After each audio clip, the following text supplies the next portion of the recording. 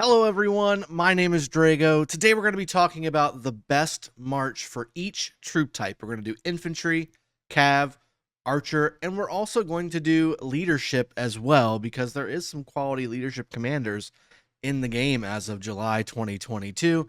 We get this question quite a lot during our daily streams on this channel. Make sure you hit the subscribe button, hit the like button on this video, and tune in to my daily streams where we go over the game. We have fun fighting, we have fun carrying on and having a good time. Let's jump into the video and see which marches are going to make the cut.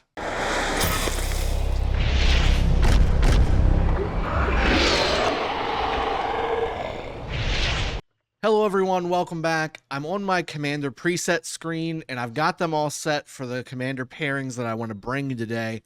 Again, the point of the video today is to give you the best of each troop type because everybody's asking, I can only bring one infantry, I can only bring one cav, I can only bring one archer march to the field. Who should I pick? What commanders should I go after?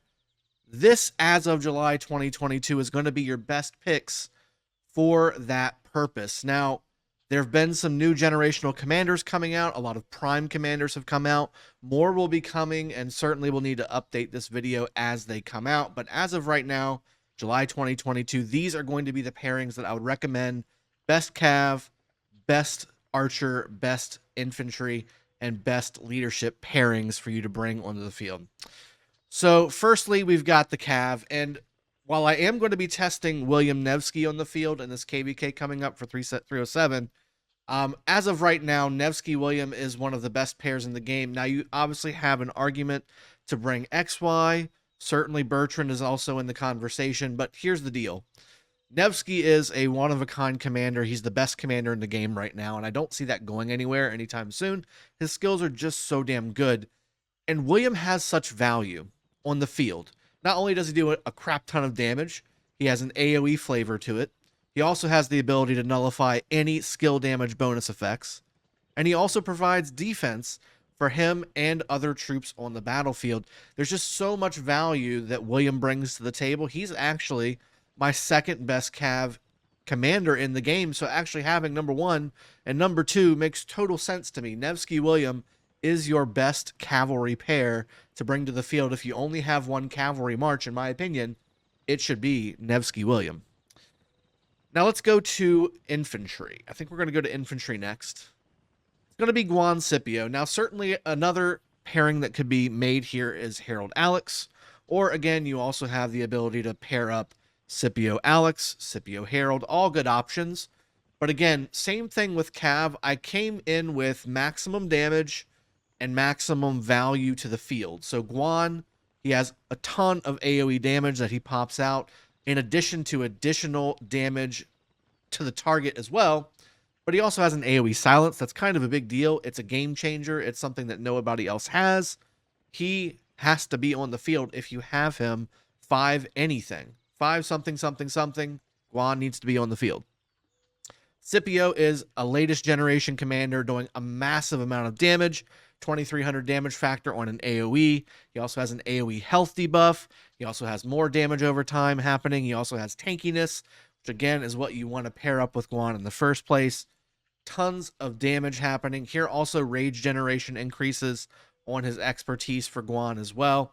Just tons of things going on here that make this the best infantry pair in the game, giving you tons of damage, tons of utility, and tons of group support. This is exactly what you want in an open field pairing on the game here. This is something that's going to help you bring some damage to the field and also support you and your allies. Let's talk about archers. Nebu ISG is actually going to be my pairing here. And again, there's later generation commanders out for archers. We have Boudica, Prime.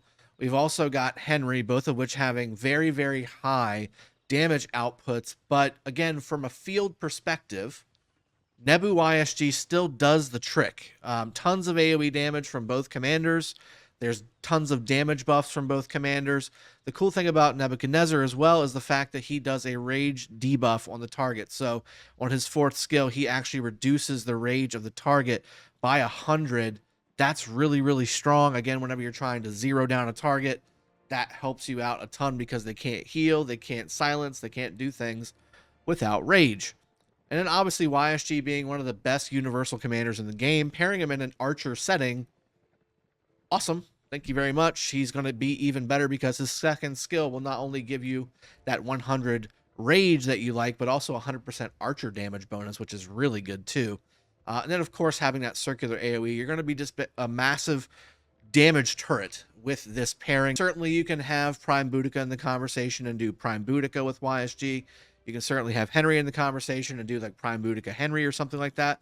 But again, all over AoE damage, utility on the field, I think that Nebuchadnezzar and YSG takes the cake. This is going to be my selection as your best Archer March #1 seed on the field. Now, what did I pick for leadership? Because there's really only two that I can think of that I would actually consider bringing to the field as a primary, and that's Trajan and that's Honda.